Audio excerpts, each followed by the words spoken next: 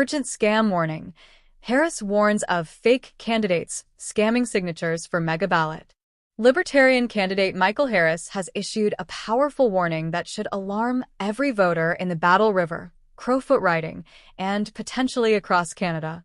In an election already overshadowed by chaos and uncertainty, Harris now alleges that individuals have been impersonating his campaign, collecting signatures under false pretenses, and misleading voters. His statement is more than a complaint. It's a wake-up call about the vulnerability of our democratic systems in the face of reckless tactics and ballot manipulation. With the April 28 snap election having already set records for confusion and controversy, Harris's allegations throw another wrench into an already strained system. Harris, who was officially registered as a Libertarian candidate on June 30th, has confirmed that dozens of residents in towns like Drumheller, Acme, and Linden have reported disturbing interactions with people pretending to be part of his campaign. These impersonators reportedly went door to door requesting signatures, supposedly to help Harris qualify for the ballot. But here's the catch. Harris was already confirmed. There was no need for more signatures, and his team wasn't even present in those communities at the time. These fraudulent actions have left voters confused and concerned, with Harris now demanding immediate action. The candidate says his campaign has never authorized any canvassers in the affected areas during the times in question. Even more troubling, there's a growing belief that individuals connected to the so-called Longest Ballot initiative may be involved.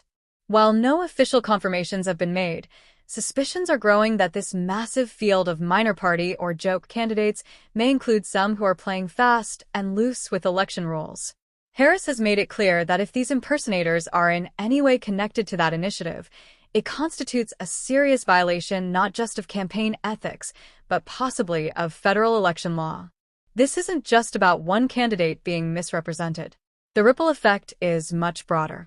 Other smaller parties, including the People's Party, have reported growing voter hostility and mistrust, fueled in part by the flood of unfamiliar names on the ballot. In ridings like Battle River, Crowfoot, where political engagement can already be fragile, these stunts risk alienating voters even further.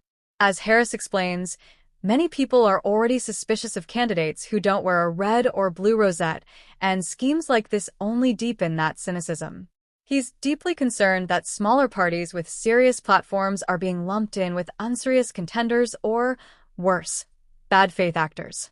At the heart of the controversy is the so-called Longest Ballot, a loosely coordinated movement of dozens of fringe or satirical candidates who have decided to run in the same ridings to overload the system.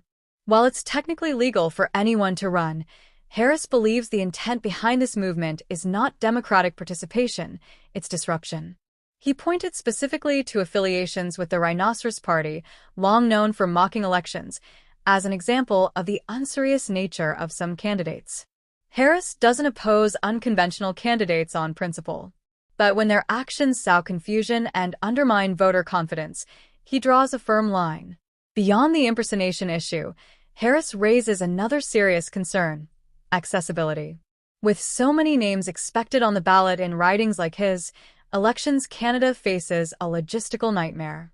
Some reports suggest that the physical ballot could be so crowded that the font size would have to shrink dramatically, potentially making it unreadable for seniors or visually impaired voters. In communities like Drumheller, where many residents are retirees, that's no small matter. Harris warns that voters could spend as long as 30 minutes at the polling booth just trying to find a name. That's not democratic, it's exclusionary. In response to these challenges, Elections Canada is reportedly considering an alternative, replacing physical ballots with write-in options. Voters would be given a blank form and asked to write down the candidate of their choice, with names posted at the station for reference. While this may seem like a solution on paper, Harris worries it introduces a new layer of confusion, especially for those with dyslexia, limited literacy, or mobility impairments. In trying to solve one problem, officials may have created several more, and that's before we even address the legal gray zones around impersonation and candidate misrepresentation. Harris's concern goes beyond his personal campaign. He sees this issue as a threat to the integrity of the entire electoral system. When fake campaigners go door to door under someone else's name, It doesn't just hurt that candidate, it deceives voters and violates the trust on which elections are built. If proven, this type of behavior could represent a serious breach of the Canada Elections Act, which strictly governs who can collect signatures and under what conditions. Harris is urging Elections Canada to open a formal investigation before voter confidence is eroded beyond repair. Despite his frustration, Harris remains committed to participating in the democratic process with integrity. He's not deluded about his chances of winning in a riding historically dominated by conservatives. But that doesn't mean he's there for show. He's running to champion real policies, especially around supply management reform, and he wants voters to know they still have genuine choices, even if those candidates don't get national media attention. In contrast, he criticizes those who use their candidacy to draw attention without offering solutions, calling their antics a mockery of the serious issues facing Canadians. The debate around the longest ballot reflects a broader tension in Canadian democracy. How do we balance openness with order? How do we protect the right to run for office without turning elections into circuses? Harris believes the answer lies in accountability, not censorship, but standards. If a movement wants to reform the system, it should do so responsibly by uniting behind a few candidates with real platforms and organizing meaningful debates. What's happening now, in his view, is the opposite, a chaotic spectacle that risks undermining faith in the entire process. Calls for a formal investigation are now growing, not just from Harris, but from others alarmed by these developments. The misuse of his name, the possibility of fake canvassers, and the weaponization of obscure candidacies are raising red flags across the political spectrum. For Harris, the ultimate concern isn't just electoral success, it's the long-term damage to public trust. If Elections Canada fails to act, the message sent to future bad faith actors is that these tactics are fair game. In his final remarks, Harris was clear.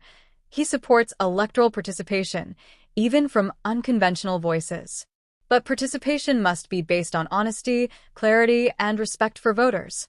Without those foundations, democracy turns into performance art, and serious candidates, along with the public, are left picking up the pieces. As the campaign season heats up, Harris's warning serves as a reminder that even in Canada, democracy is not immune to manipulation. It must be defended, not just by institutions, but by every voter paying attention to who knocks on their door.